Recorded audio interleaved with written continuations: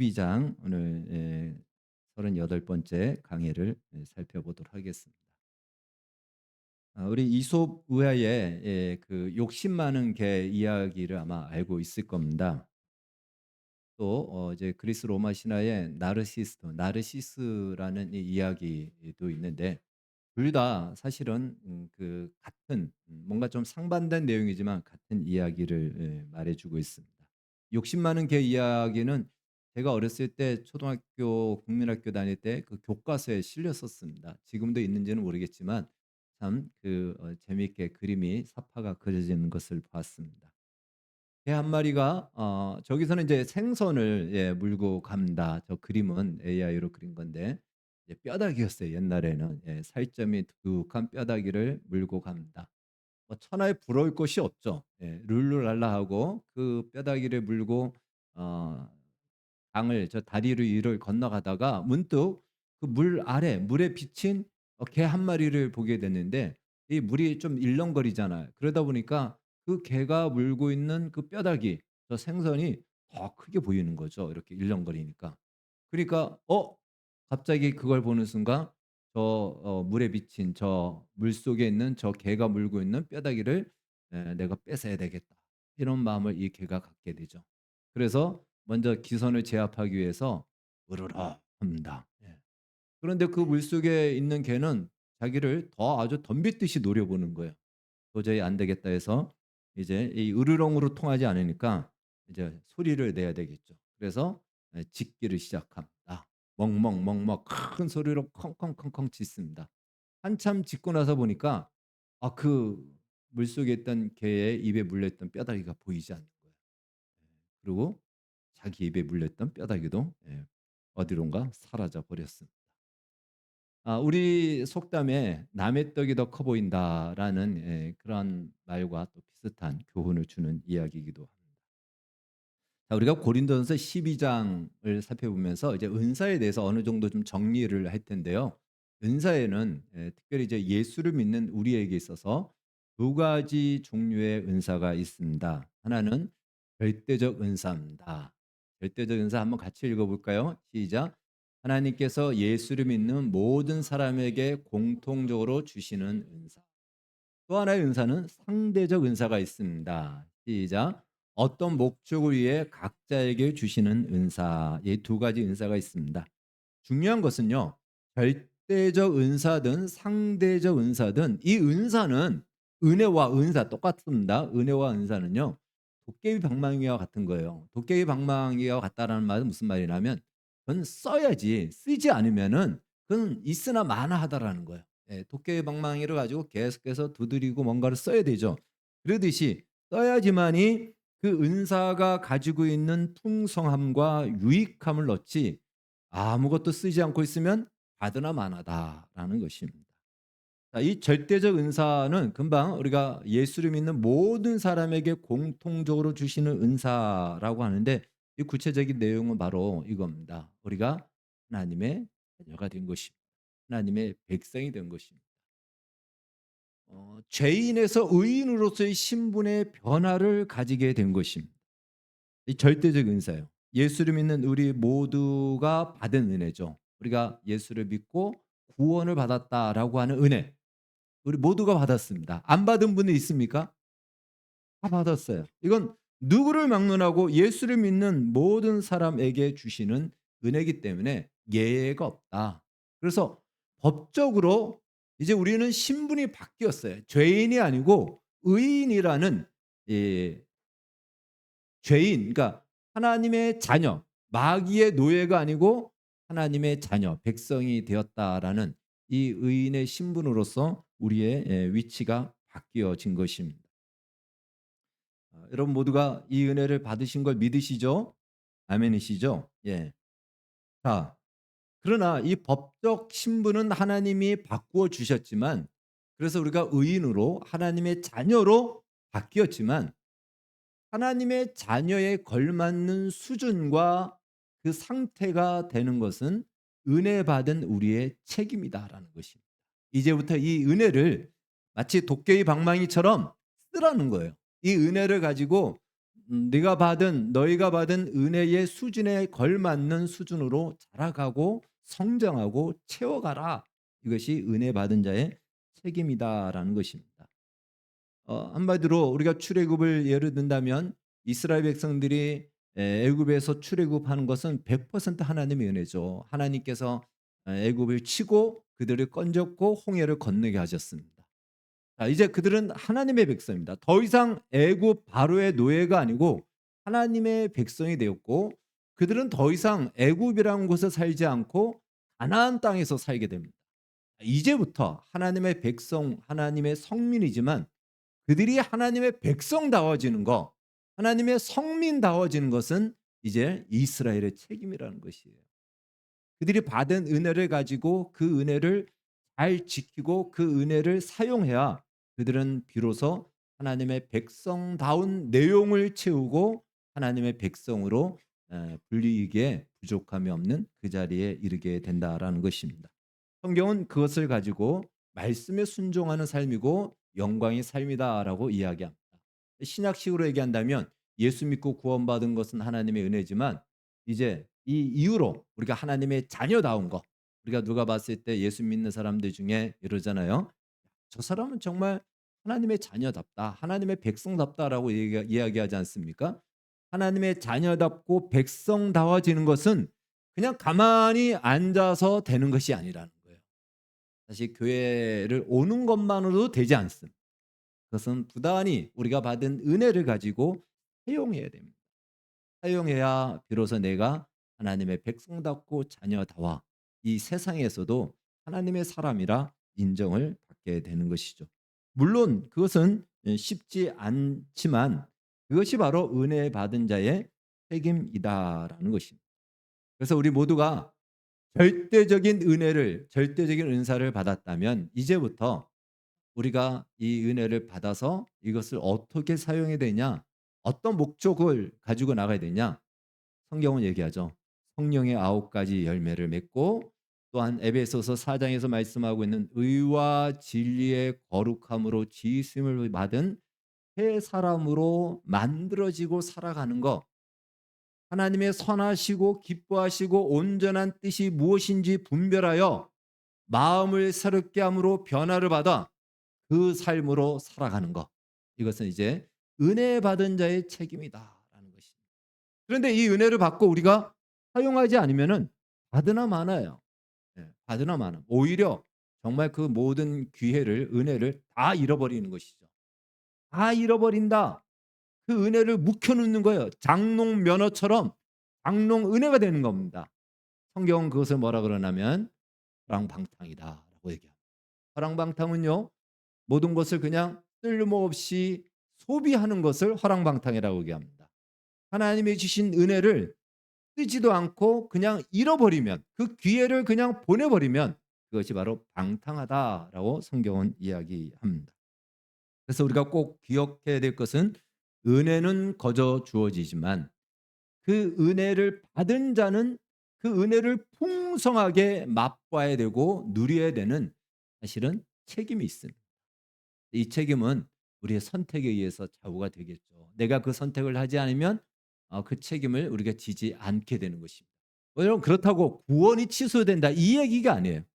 하나님의 주신 은혜의 위대함과 그 은혜의 그 진미와 은혜의 그 풍성함을 맛보지 못한다라는 거예요. 그렇게 인생을 보내게 된다라는 것입니다. 자, 상대적 은사도 마찬가지입니다. 상대적 은사는 무엇을 위해서 주셨냐면 교회를 세우고 교회의 유익을 위하여 주신 조건들입니다. 그래서 이것은요, 고린도전서 12장을 우리가 시작하면서 살펴봤던 신령한 은사들이 다 이 상대적 은사에 속하고요. 또 특별한 영적 체험도 여기에 속합니다. 그래서 이것은 상대적이기 때문에 모두에게 주지 않고 필요에 따라서 각자에게 다 다르다라는 거예요. 예. 그래서 오늘은 그 은사의 범위를 조금 더 넓혀서 이렇게 이야기하죠. 28절에 보면 하나님이 교회 중에 몇을 세우셨으니 첫째는 사도요, 둘째는 선지자요, 셋째는 교사요. 그다음은 능력을 행하는 자요. 그다음은 병 고치는 것과 각종 방언을 말하는 것이라. 자, 능력을 행하고 병을 고치고 각종 방언을 말하는 것은 우리가 12장을 시작하면서 살펴봤던 신령한 은사입니다. 그 신령한 은사에 속한 것들인데 그것과 나란히 소개하고 있는 것이 무엇이다? 사도와 선지자와 교사다라는 거예요. 그러니까 이것도 다 무엇이죠? 상대적 은사에 들어가. 하나님께서 어떤 목적을 위해서 세우신 주신 조건들이다라는 것입니다. 필요에 따라 주어지는 것이에요. 그래서 어떤 사람에게는 이런 은사를 주고 어떤 사람은 사도를 세우고 어떤 사람은 선지자를 세우고 어떤 사람에게는 아무 은사를 주지 않을 수도 있습니다. 이건 필요에 의해서 주는 조건들이기 때문에 그렇습니다. 근데 이런 모든 은사는 다 무엇을 위해서 주어졌다고요? 우리가 지금까지 살펴봤듯이 그리스도의 몸, 즉 교회를 세우고 교회를 유익하게 하기 위해서 주어진 것이다. 이것이 상대적 은사를 주신 목적인 것입니다. 결코 이런 은사를 가지고 오늘 사도와 선지자, 교사라는 이 직분을 가지고 자기를 증명하고 자신의 우월함을 드러내기 위해서 준 것이 아니다라는 것입니다. 자기를 위해서 그것을 사용하라고 주는 무기와 같은 것이 아니다라는 것입니다. 뿐만 아니라 사실 우리는 이러한 내가 가지고 있는 조건들, 어떤 가지고 있는 능력들, 재능들, 특별한 재능만이 아니고 우리의 인생도 역시 상대적이에요. 그리고 어떤 사람은 정말 어떤 가정에서 어떤 환경에서 태어나서 이 세상적으로 봤을 때는 편안하게 자라기는 사람도 있고 어떤 사람은 그렇지 않은 사람도 있습니다. 어떤 사람은 부자의 이 환경에서 자라고 가난의 자리에서 자라고 어떤 사람은 태어날 때부터 몸이 약한 사람이 있고 어떤 사람은 강한 사람이 있고요. 어떤 사람은 하는 일마다 잘 되는 경우도 있고 어떤 사람은 하는 일마다 안 되는 경우도 있고 우리가 살아가는 삶의 형편도 다 다양합니다. 다 상대적입니다. 그러니까 이 모든 것들도 하나님께서 동일한 목적을 가지고 허락하고 있다는 것이에요. 똑같아요. 별개가 아니라는 것입니다. 이 모든 것들은 다시 말해 은사를 주신 목적을 위하여 주신 기회라는 것입니다. 그것을 알려주듯이 오늘 은사를 소개하면서 첫 번째로 먼저 소개하는 것이 사도와 선지자 교사라는 것입니다. 신령한 은사라고 얘기하는 능력 행하는 거 또한 병을 고치는 거 이게 대단한 거 아닙니까? 막 방언을 말하고 통역하고 예언하고 근데 이런 것들은 뒤로 밀렸어요. 왜 그럴까요? 왜 뒤로 밀렸을까요? 은사의 목적을 분명하게 알려주기 위해서입니다. 그러니까 똑같은 귀한 것들이고 똑같은 하나님이 주신 중요한 것들이지만 우선적인 것들이 있다라는 거예요. 예. 은사는 다 중요하지만 우선적인 것이 있습니다. 우리의 몸도 마찬가지죠. 여러분 우리 귀도 중요하고 우리의 눈도 중요합니다. 똑같은 신체 기관으로서 중요하지 않은 것이 없죠. 그러나 눈과 귀 중에서 무엇이 더 우선적입니까? 눈이 더 우선적입니다. 예. 뭐 눈은 우리 몸이 1000냥이라면 900냥이라고 할 정도로 우선적이죠. 오른손잡이에게는 오른손과 왼손이 있다면 오른손이 우선적이에요. 다 중요하지만 그것이 우선적입니다. 마찬가지로 은사는 다 하나님이 주신 귀한 것들이지만 우선적인 은사가 있다. 그것은 무엇이냐? 사도와 선지자와 교사다라고 얘기하는 겁니다. 그럼 사도가 다른 은사보다 더 높다라는 얘기냐? 그 얘기가 아니고 사도와 선지자 교사는 무엇이냐? 사도는 바로 보냄을 받았다라는 뜻입니다. 예수님으로부터 보냄받은 예수님의 제자들을 얘기하는 거예요. 그들은 무엇을 위해서 보냄받았죠? 교회를 세우기 위해서. 교회를 세우라고 하나님이 예수님이 보낸 거예요. 그래서 우리 교회는 사도와 선지자의 터 위에 세워져 있습니다. 교회를 세우고 선지자들은 무엇이냐면 구약의 선지자들을 포함해서 신약의 선지자들은 하나님의 말씀을 선포하는 자를 얘기해요. 말씀을 선포하는 자, 교사는 무엇이죠? 그 말씀을 자세히 설명하고 어떻게 우리의 삶에 적용해야 되는지 가르치는 선생입니다. 그러니까 사도, 선지자, 교사는 다 혼자서 자기를 위해서 존재하지 않습니다. 다 무엇을 위해서 존재하는 거죠? 교회를 위해서. 교회를 세우고 교회를 풍성하게 하고 교회의 유익을 위해서 존재하는 것이다. 그러니까 이것은 은사의 목적이 무엇인지를 바로 선언하는 거예요. 나머지 은사도 다 자기를 증명하기 위해서가 아니고 이것을 위해서 존재한다라는 것을 먼저 보여주기 위해서 이 사도 선지자 교사를 먼저 언급하고 있는 것입니다. 이단 사이비의 특징이 이 교주를 보통 신격화합니다. 신이 보낸 특별한 우리와 다른 사람이다 생각하고 이야기합니다. 로마 카톨릭에서도 교황을 뭐라고 부르냐면 그리스도의 대리자라고 부릅니다. 그러니까 그리스도의 대리자이기 때문에 어, 말 그대로 교황이 하는 것이 곧 그리스도가 하는 것이다라고 그렇게 이야기해요. 여러분 이게 거의 신과 같은 반열에 올려놓는 겁니다. 그렇게 따지면 여러분과 저도 다 그리스도의 대리자. 예. 다 그리스도의 대리자예요. 우리는 여러분들이 다 예수 그리스도를 대신하지 않습니까? 예, 대표하지 않습니까? 세상에 나가면은 대리자예요. 그런데 그리스도의 대리자라는 것이 중요한 것이 아니고 그리스도의 대리자라는 직분을 받았다면 무엇이 중요하죠?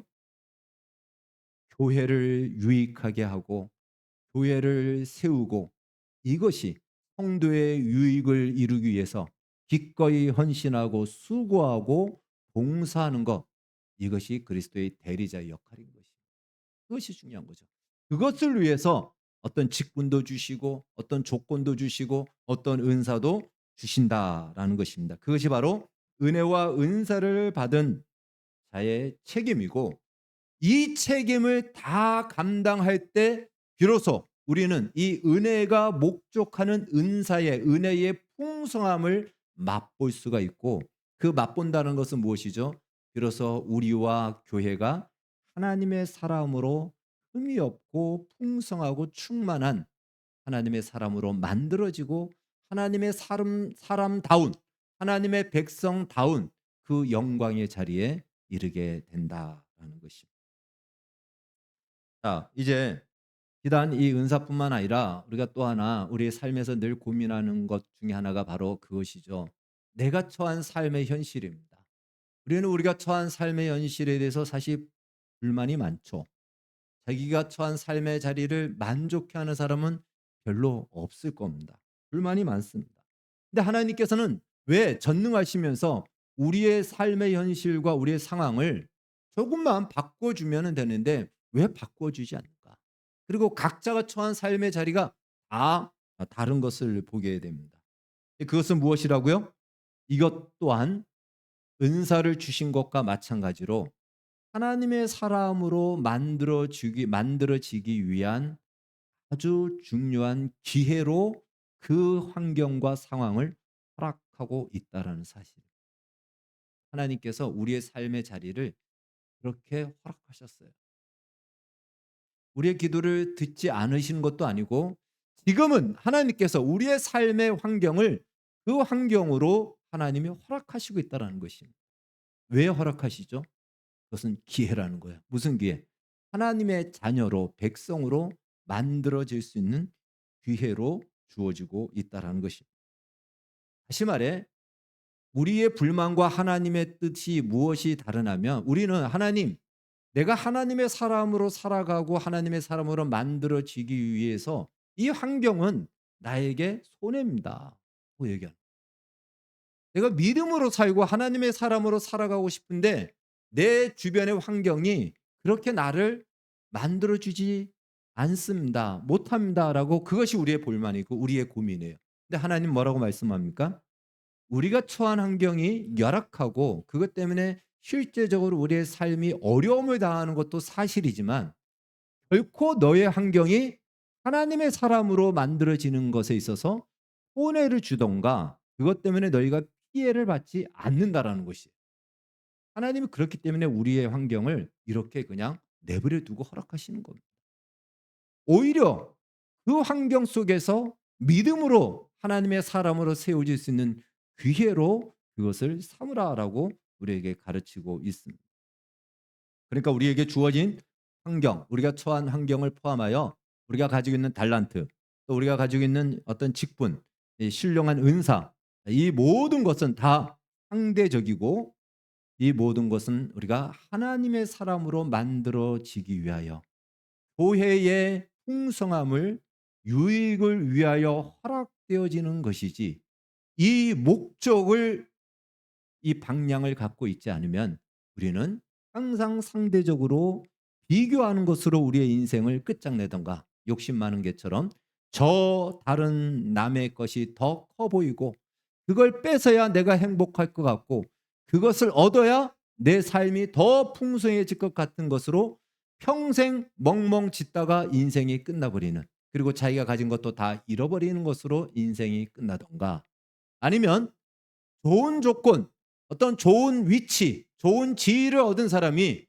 그것에 스스로 취하여 그냥 거기에 만족하고 취하여 있으면, 이제 우리가 살펴볼 나르시스처럼 결국은 그 또한 그것으로 인생을 망치고 허망하게 끝나는 것으로 끝날 수가 있다라는 것입니다. 이러한 목적이 분명하지 않을 때 우리에게 준 은사나 우리에게 주어진 조건이나 우리의 인생의 상황은 쓸모없는 것으로 그냥 인생을 허비하다가 방탕한 것으로 끝날 수가 있다라는 이 중요한 교훈을 우리에게 주고 있습니다. 우리가 스스로 만족한다라는 말을 비족 혹은 자족이라고 합니다. 그건 나쁘지 않습니다. 스스로 만족하며 하나님의 주신 이 시기에 이 자리를 만족하며 살아가는 것은 우리에게 꼭 필요합니다. 그런데 자기가 처한 조건에 스스로 취하는 것은 매우 위험하다라. 스스로 취하는 것은 위험하다라는 것입니다. 욕심 많은 개가 물속에 비친 그 허상의 뼈다귀를 보고 계속 짖다가 그 뼈다귀도 없어지고 자기가 가진 뼈다귀도 잃어버린 것처럼, 그리스 로마 신화에 나오는 나르시스도 물속에 비친 자기의 모습을 보다가 결국 그냥 죽어갑니다. 나르시스 모습 한번 그림 하나 보여주십시오. 예.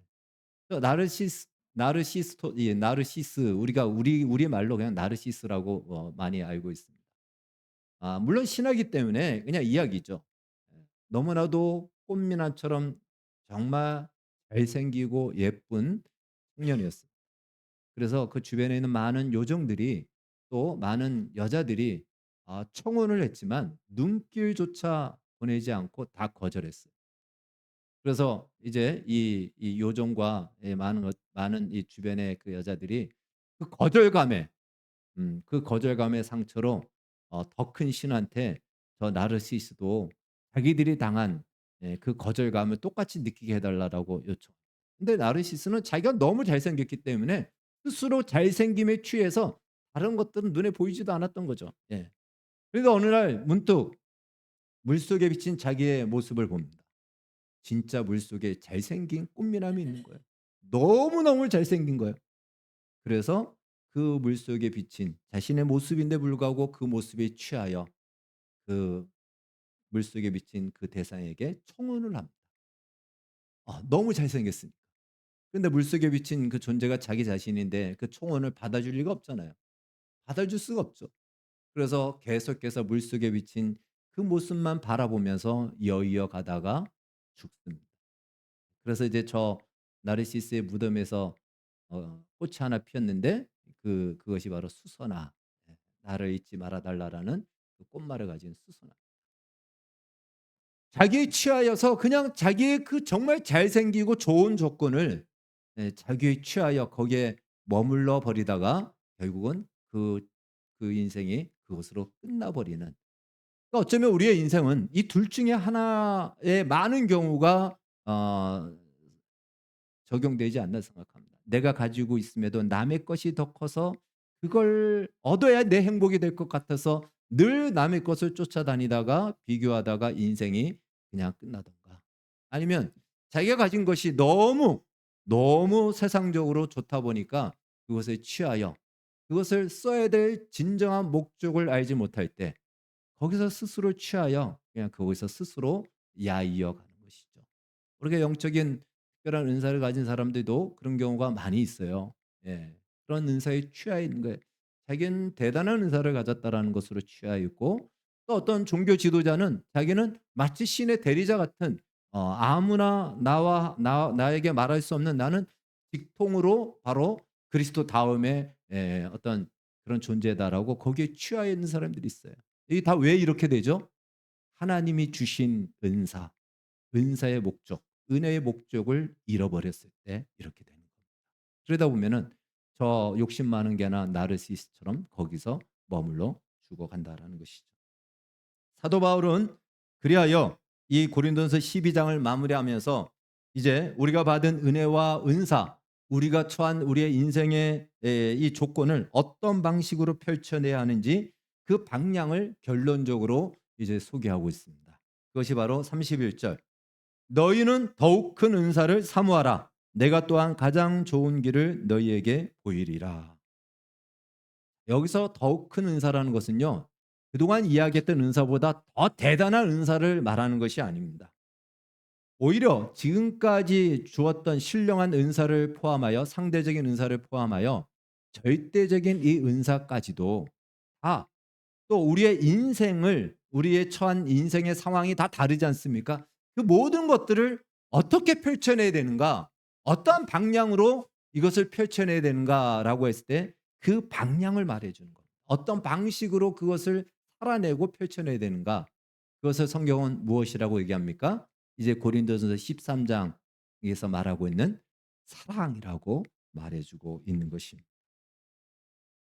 물론 우리가 이 사랑으로 펼쳐내야 된다는 걸 알지만 쉽지 않아요. 어렵습니다. 그러나 이 방향을 잃어버리게 된다면 우리는 욕심 많은 개처럼 혹은 나르시스처럼 그냥 거기서 머물러 버린다.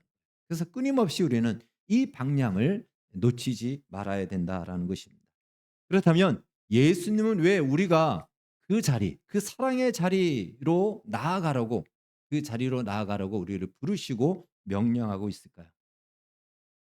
사랑의 자리 그 자리가 바로 하나님의 자리이기 때문에 그렇습니다.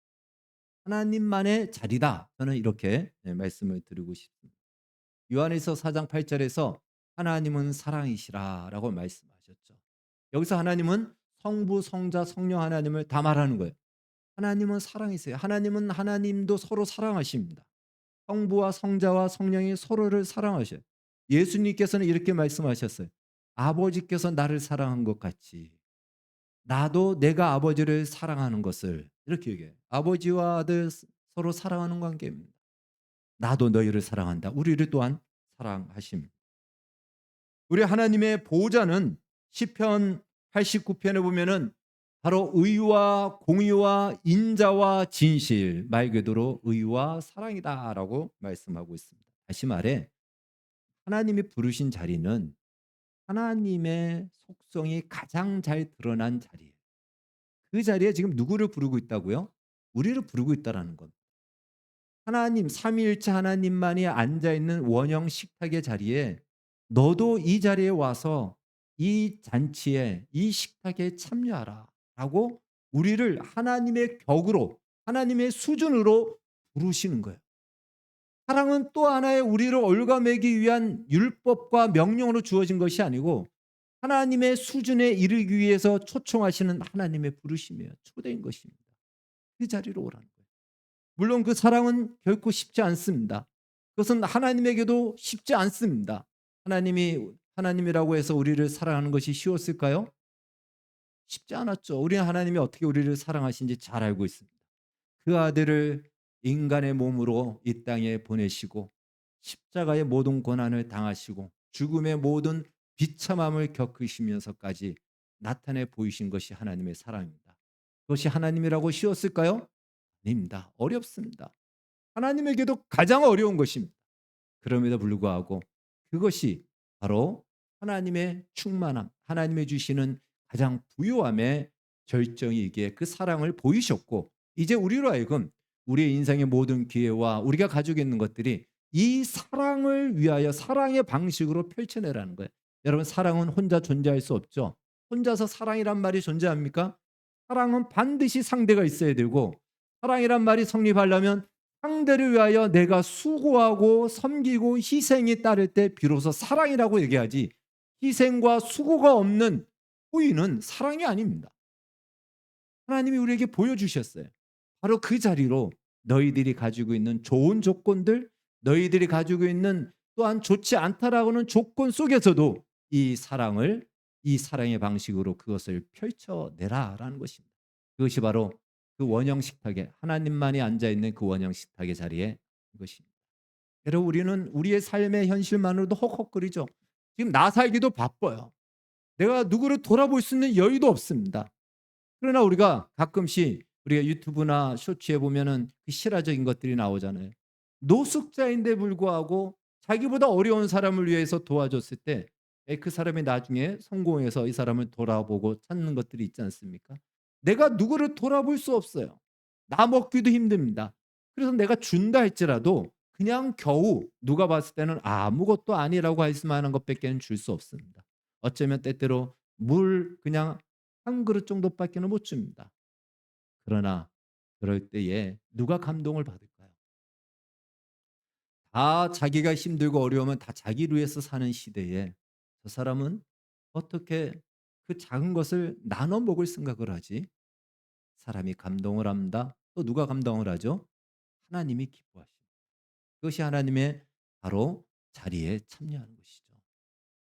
그래서 하나님은 때때로 우리를 부자의 자리에서 혹은 가난의 자리에서 성공의 자리에서 실패의 자리에서 똑같이 이 기회를 사용하라는 것입니다.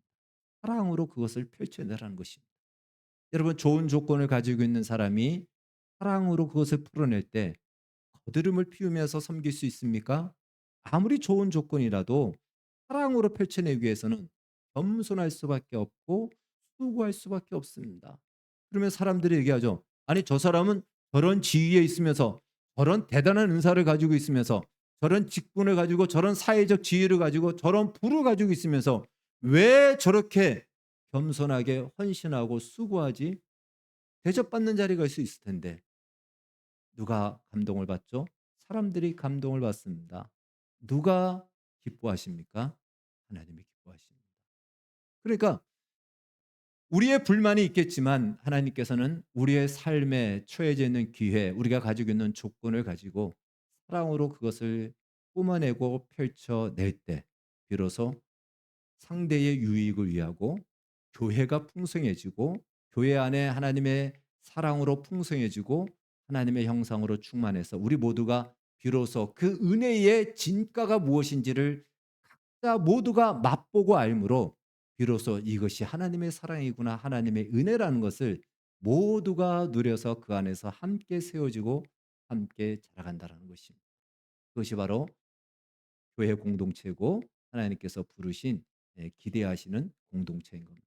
우리 좋은 교회가 우리 조건이 어떠하든지 좋은 조건이든 뭐 세상적으로 좋지 않은 조건이든 우리의 모든 것들이 나의 이익을 계산하여 우선하지 않고 기꺼이 성도를 위하여 수고하고 알아주지 않아도 헌신하고 나누고 섬김으로 말미암아 그 안에서 누군가는 그 풍성함을 맛봄으로 변화를 받고 감동을 받고 그도 역시 동일한 그 자리로 나아가 우리 교회 오는 모든 분들이 이 하나님의 풍성한 은혜로 맛보고 함께 세워지는 그런 교회 공동체가 되어지기를 주의 이름으로 축원합니다.